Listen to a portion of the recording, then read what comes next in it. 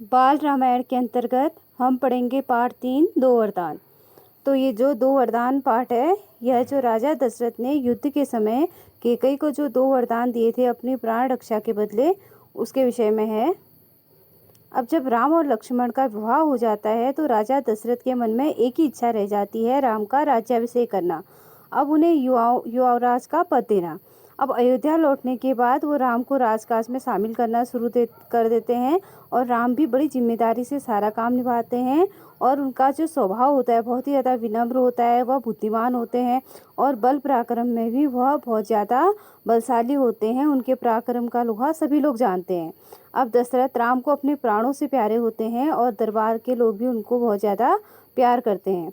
अब राजा दशरथ बूढ़े हो चुके हैं, इसलिए जो उनके मंत्री हैं गुरुदेव वशिष्ठ से वो विचार विमर्श करते हैं कि अब मैं बूढ़ा हो चुका हूँ, इसलिए अपना जो राज्य का कार्यभार है वो राम को देना चाहता हूँ। अब जब दशरथ ने अपने दरबार में यह इच्छा जाहिर की तो सभी लोगों ने एक स्वर में तुमुल ध्वनि से उनका प्रस्ताव का स्वागत किया और सबने ये कहा कि अब राम का राज्याभिषेक हो जाना चाहिए। ऐसा करते ही राम के राज्याभिषेक की तैयारियां शुरू हो गई। लेकिन जो राज्याभिषेक की तैयारियां जब रानी कैकई की दासी ने देखी, मंत्रा ने, तो शुरू में तो वो चहल पहल का कारण नहीं समझ पाई थी। तो जब उसको इस बात का पता चला तो वो अंदर ही अंदर बहुत ज़्यादा वो जल भुन गई और राज्याभिषेक को एक षड्यंत्र समझने लगी कैकई और भरत के विरुद्ध।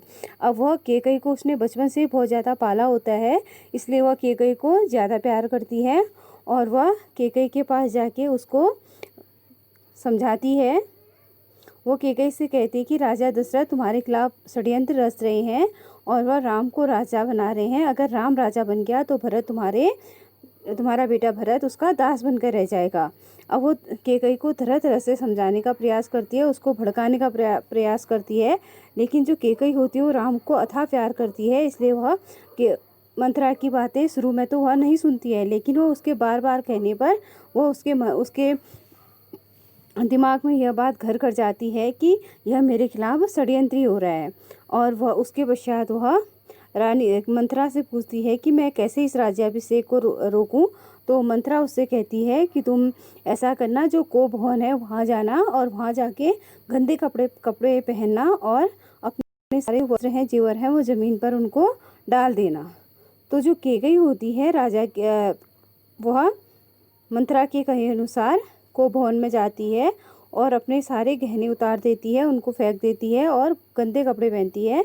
अब जब राजा दशरथ कैकई को ढूंढते हुए उसके कक्ष में आते हैं तो कैकई वहाँ पर नहीं मिलती है। किसी से पता चलता है कि वह को भवन में गई है। अब राजा दशरथ सोचते हैं कि कैकई को मैंने राज्याभिषेक के बारे में नहीं बताया, शायद वह इसीलिए को भवन चली गई है। अब वह कैकई को मनाने के लिए को भवन जाते हैं और देखते हैं कि कैकई वहाँ पर बहुत ही बुरी दशा में है। अब राजा दशरथ कैकई से कहते हैं कि तुम्हें क्या हुआ है, तुम उठो, क्या तुम अस्वस्थ हो, क्या मैं वैद्य को बुलाऊं। लेकिन जो कैकई होती है बिल्कुल वो मौन रहती है और राजा के बार बार बोलने के बाद भी वह राजा से कुछ नहीं कहती है और वह रोती रहती है। तब राजा उससे कहते हैं कि तुम मेरी सबसे प्रिय रानी हो, मैं तुम्हें प्रसन्न देखता चाहता हूँ, तुम्हारी खुशी के लिए मैं कुछ भी कर सकता हूँ और चाहे तो मैं धरती आसमान भी एक कर सकता हूँ।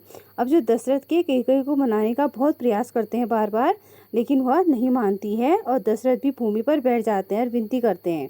तो कैकई कहती है कि अगर आप मेरे को वचन दें तो मैं ठीक हो जाऊंगी, आप मेरे हाँ में हाँ भरे। तो राजा बोलते हैं ठीक है, मैं अपना वचन पूरा करूँगा, तुम बोलो तो सही, तुम क्या चाहती हो। तो महाराज दशरथ राम की सौगंध ले लेते हैं और कैकई उठ के बैठ जाती है और बोलती है कि आपने मुझे जो दो वरदान दिए थे, संकल्प किया था वर्षों पहले रणभूमि में जब मैंने आपके प्राण बचाए थे, तो मेरे को वही वचन वापस चाहिए। अब राजा दशरथ को कुछ भी पता नहीं होता है, वो हामी भर देते हैं। और फिर उसके बाद कैकई कहती है कि कल सुबह राम का राज्याभिषेक होने वाला है, मैं चाहती हूँ कि राज्याभिषेक राम का न हो, भरत का हो। अब जो दशरथ होते हैं वो भौचक्के रह जाते हैं, वो अचंभित रह जाते हैं, उन पर जैसे वज्र का प्रहार हो जाता है। और थोड़ी देर रुककर वह कैकई से बोलते हैं कि थोड़ी देर रुककर कैकई बोलती है कि राम को मैं चाहती हूँ राम को 14 वर्ष का वनवास दिया जाए। अब इसके बाद जो दशरथ होते हैं उनका चेहरा पूरी तरह सफ़ेद पड़ जाता है और वह अवाक रह जाते हैं।